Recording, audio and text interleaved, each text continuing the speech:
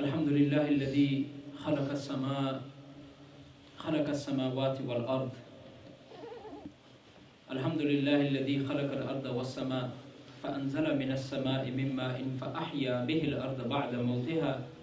هو الذي خلق الجن والإنس فلهما خلق الموت والحياة ليبلوهم أيهم أحسن عملا فأرسل بينهم رسلا والأنبياء ليهديهم صراطا مستقيما وخاصة من على المؤمنين إذ بعث فيهم رسولا فنحمده حمدا كثيرا ونشكره شكرا عظيما طيبا مباركا نصلي ونسلم على شمس الضحى بدر الدجى صدر العلا نور الهدى جد الحسن والحسين مولانا ومولى الثقلين بالقاسم محمد بن عبد الله نور من نور الله وعلى آله وصحبه أجمعين.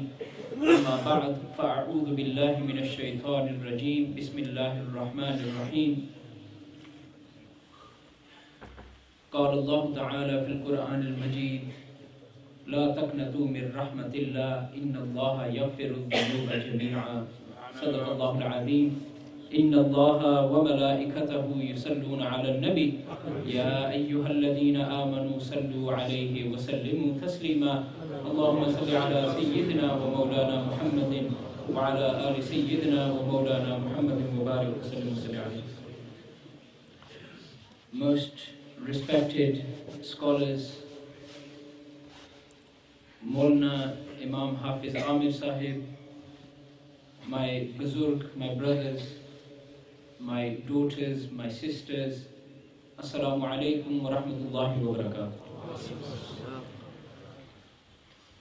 I'm going to start with one of the things that Qibla Allama Sahib was saying before me. Qibla Allama Umar Hayat Qadri Sahib, Hafizahullah, may Allah Ta'ala preserve him. He mentioned something to you, he mentioned some extremely valuable points.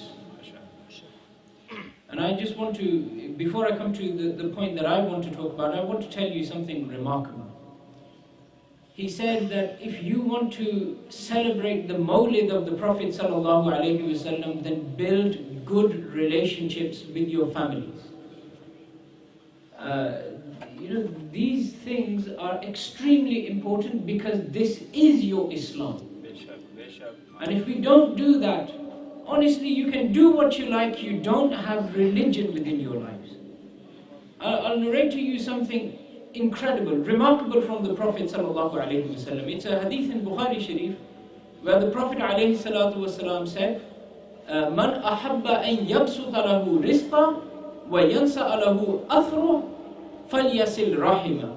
Whosoever wants his rizq to be increased, if you want your dastarkhan to have greater food on it, if you want your dining table to have more food on it, and if you want your lives to be prolonged, فَلْيَسِلْ رَحِمًا, then he should build good cordial relations with his family, with his kith and kin. You'll never understand that his words are haqq and how accurate they are. Some years ago, the Times actually carried out a survey, and they carried out interviews for centurions, all the people who had reached 100 years in their life. And they started off with a lot of hypotheses. Hypotheses that said, perhaps these guys didn't smoke. Perhaps they were all people who ate vegetables all their life, the right foods all of their lives. Perhaps these were people who were fitness freaks and were always in the gym. They started off, perhaps they were genetically predisposed to just living longer because they came from families which had strong hearts and they were going to live, for a long time. And actually, when they asked them, they were surprised. Some of them said, oh no, it's not that we didn't smoke. We used to smoke 20 a day every day for 40 years in our life. And they said, wow, you still made it to 100. Others said, oh, we did go to the gym and we were regular with fitness. Others said, oh, we haven't ran a single mile in our lives. Then they asked them, predisposed with, do you come from families where your parents have lived 80 years, 90 years? Is that why you're living 100? Some of them said no. Some said our parents lived to 80, 90. Others said our parents passed away at 60, 70. So at the end they said, we can't find a common theme with any of them. But you know what the article finished with? the one thing they all had in common was they had lived their lives within their children and their grandchildren. That's it. It's the only one thing. They lived to 100 because they lived their lives. فَلْيَصِلْ رَحِمًا. They built good relationships with their own children and with their grandchildren. You know, this is the advice that you receive from the Prophet ﷺ. Act upon it. This is what actually takes you further. I want to share with you very briefly, because I'm very conscious of the time. I will finish on time. The 10 past 3 is the Asr Salah. So then at 55, inshallah, come what may, I will finish. 3 o'clock. I want to share with you a narration, which is a really hard-hitting narration for me, which I found in, again, it's in the Sahih of Imam Muslim. وعن ابن شماسة قال حضرنا عمرو بن العاص رضي الله تعالى عنه وهو في سياقة الموت فبكى طويلا.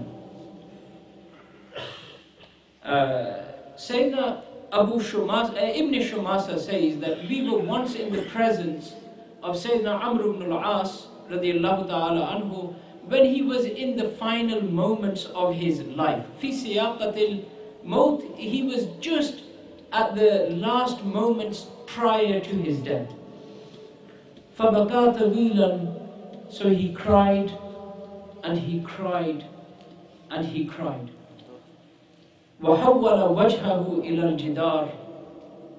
वो रोते रहे फिर अपना चेहरा हमसे फेर लिया. He cried continuously for a long time, and then he turned his face away from us and he faced the wall. فَجَعَلَ ابْنُهُ يَقُولُ. So his son started to say, أَمَا بَشَّرَكَ رَسُولُ اللَّهِ صَلَّى اللَّهُ عَلَيْهِ وَسَلَّمْ بِكَذَا. أَمَا بَشَّرَكَ رَسُولُ اللَّهِ صَلَّى اللَّهُ عَلَيْهِ وَسَلَّمْ بِكَذَا. Oh my beloved father, didn't the Prophet ﷺ give you glad tidings of such and such? Didn't Rasulullah ﷺ give you glad tidings of such and such? Aapko ye mila, aapko wo mila, aap ﷺ ki sohbat mili. You've got all of these things. Why are you crying at these last moments? فَأَقْبَلَ بِوَجْهِهِ فَقَالَ. So Sayyidina Amr ibn al-As, he turned from the wall and he turned back towards his son. And he said, إِنَّ أَفْضَلَ مَا نَعُدُّ شَهَادَةَ أَن لَا إِلَهَ إِلَّا اللَّهُ وَأَنَّ مُحَمَّدًا رَسُولُ اللَّهِ. He said, oh my son, listen to me. The only thing in value that I have found in my life, सिर्फ ऐसी एक चीज़ है जिस पे हम सिर्फ भरोसा कर सकते हैं, तो सिर्फ और सिर्फ एक बात है कि हमने गवाही दी है कि अल्लाह ताला के सिवा और कोई इबादत के लायक नहीं, और आप सल्लल्लाहु अलैहि वसल्लम अल्लाह ताला के रसूल हैं. We've got nothing. He said we've got nothing else. You're telling me that the Prophet sallallahu alaihi wasallam has given you glad tidings? Yes, he has. But I'm telling you that the only thing of any consequence, the only thing we can count on, is the fact that we have testified that there is none worthy of worship except Allah Almighty, and that Muhammad sallallahu alaihi wasallam is the messenger. Inni qad kuntu ala atbaqin thalath. He said, oh my son, listen to me. I have passed 3 different stages in my life. ऐ मेरे साहबजादे, ऐ मेरे बच्चे, ऐ मेरे लाडले, मुझसे सीख लो कि मुझ पे 3 मरहले गुजरे हैं. I've passed 3 different circumstances in my life.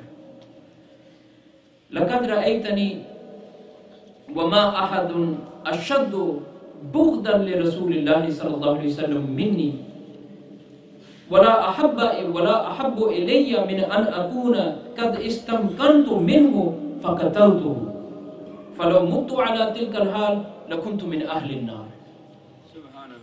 I passed one marhala, I passed one stage where the hatred against the Prophet sallallahu alaihi